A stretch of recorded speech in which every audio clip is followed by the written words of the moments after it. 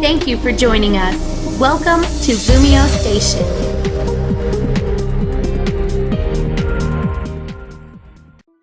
What's up, YouTube? This your boy Shino. Let's go back and like about what's poppin' LumioStation. So today I'm back with episode 6 of PokéTV. We're 6 episodes strong.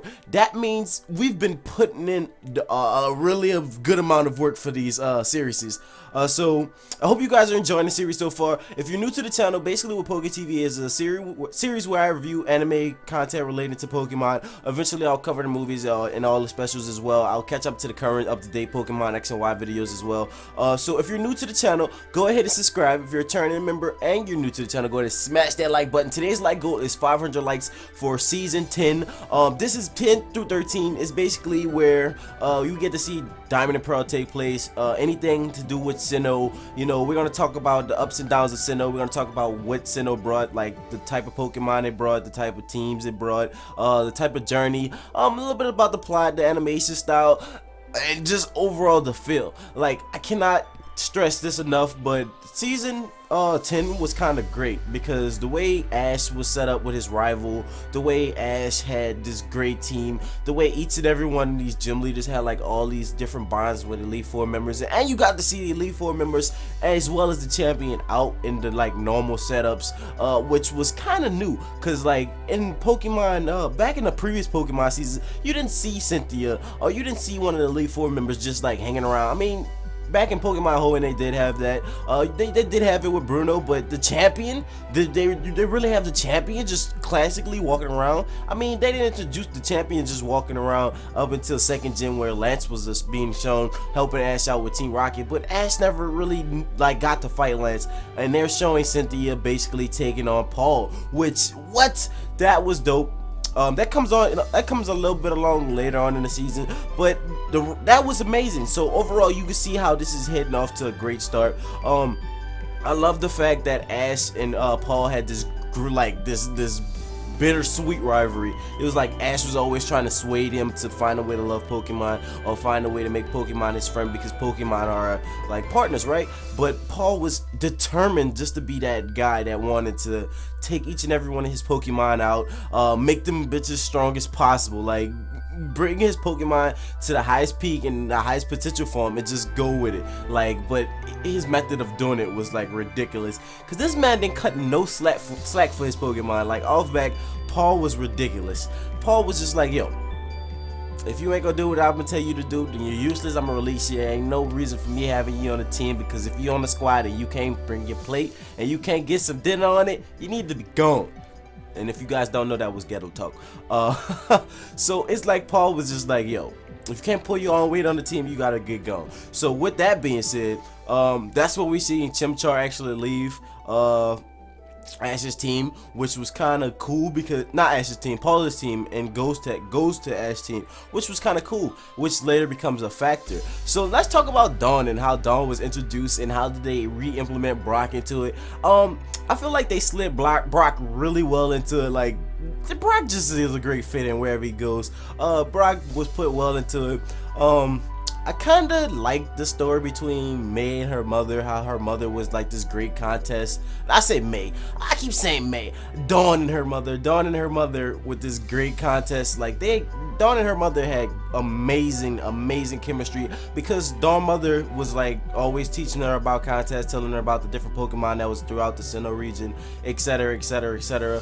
And now you see Dawn actually growing up, and you know, in the beginning of the episode, you actually see her talk to her Piplup, talking about what is a trainer like me supposed to do, what are we supposed to do next. And in that process, you actually see a little like a glimmer, kind of like you saw in May, that she wanted to do Pokemon contests, that it wasn't just like a gym leader travel with her, that she wanted to make be like a top coordinator, you know what I mean? So overall, that just brought all different types of styles, because it was like, it still brought a nostalgia feel from Hoenn, because it was like contest was still fresh, and then it was just like, it was like a new twist to it, because contest was only in Hearthome, so it was like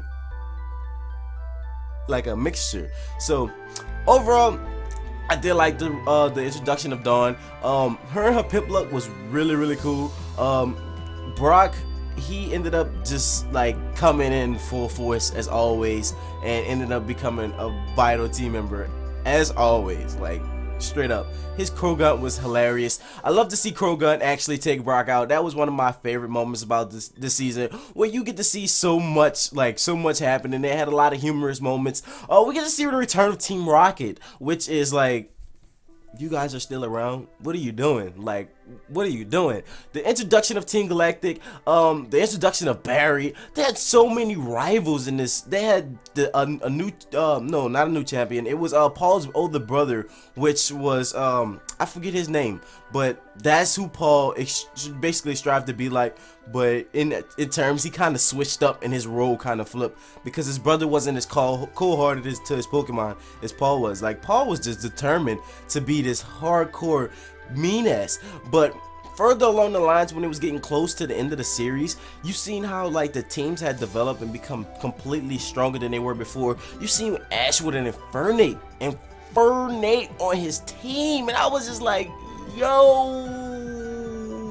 And then prior to that, you got to watch Ash's build up, like Ash versus Volkner. I mean, you had a gym leader that didn't have no spark, had no type of flair, but Ash somehow sparked it up, made this man want to battle again. Like, oh my god, the chemistry between Flint and Volkner, they showed like a passion friendship. Like, I thought that was so great, and the way they implemented that into Pokemon Diamond and Pearl and Pokemon Platinum for the DS was great, because like, you know, once you go to the Battle Factory, not the Battle Factory, but the Battle Frontier, there's actually Volkner and Flint waiting outside, and you and Barry get to take on Volkner and Flint, and it kind of shows like their bond between each other, as well as when they was talking about when Flint was telling you, you know, Volkner lost his spirit, because you be the trainer that's gonna give him his spirit when you get ready to take him on. So, you know, they added so many different like bonds, and they added like different chemistries. They all played their own little mixture and their own little role in this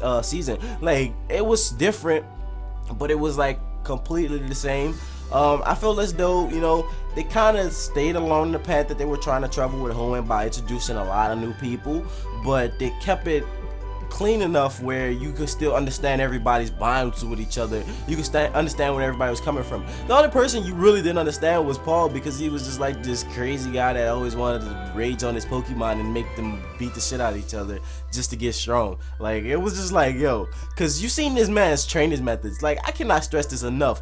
Paul has been one of my favorite rivals so far, because he was so ruthless. Like, you seen when he put the Ursaring, the Torterra, the Electivire all against Chimchar, and it was just like beating the shit out of Chimchar. Poor little Chimchar was just like, Char.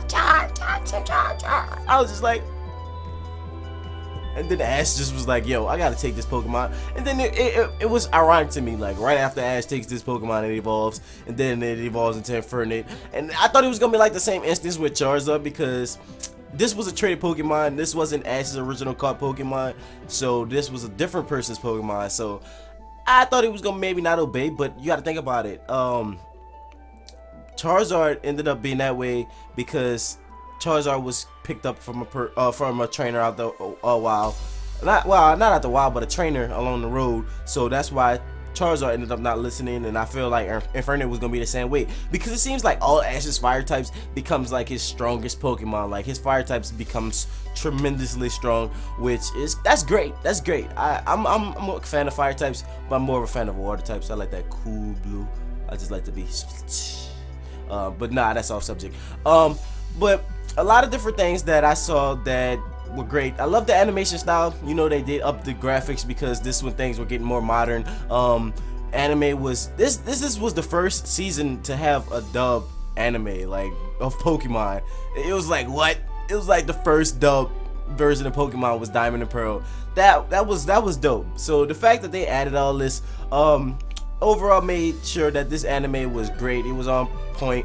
I mean, they gave a great story. I feel like it's been one of the better seasons for Ash, because Ash actually had a decent team. This wasn't when Ash had like these baby Pokemon walking around, you know, slacking off and having these little half-stepping Pokemon taking on not Elite Four members, but Pokemon League challenge. But all these trainers with all these buff-ass Pokemon, and he had these little bitty-ass Pokemon. It was like it was in between. You know, it wasn't too overthrown, but it wasn't too underthrown. It was like they weighed each other out. It was almost as if Ash had like this perfect balance between his team. It was like a UU mixed with like PU kinda. So with that being said, this is pretty much where I'm going to wrap up today's episode. I hope you guys enjoyed today's episode. If you did, go ahead and smash that like button. Be sure to share your opinions with me in the comment section below. What you thought about season 10, Diamond and Pearl. Season 10 goes through 10 through 13. That's when Sinnoh just completely runs everything. So let me know your personal thoughts and your opinions on the Sinnoh region. What you thought about this season and how did you feel about this review. You know, I love to hear your opinions. You guys do a tremendous job at that. You guys leave great opinions at the bottom. I always check them out. You know, some of them be paragraphs long. I might not get a chance to reply to all of them, but I do try to give a like to them, the ones that I do read. So with that being said, this has been ShinoWorld Go. I'm gonna get out of here. I want you guys to subscribe to Lumiose if you're not already. Go ahead and smash that like button, and until next time, this has been ShinoWorld Go. Peace and I'm the East. Don't forget to bring your guns because I will blow your shit up. Later guys, have a great day, LumioseStation.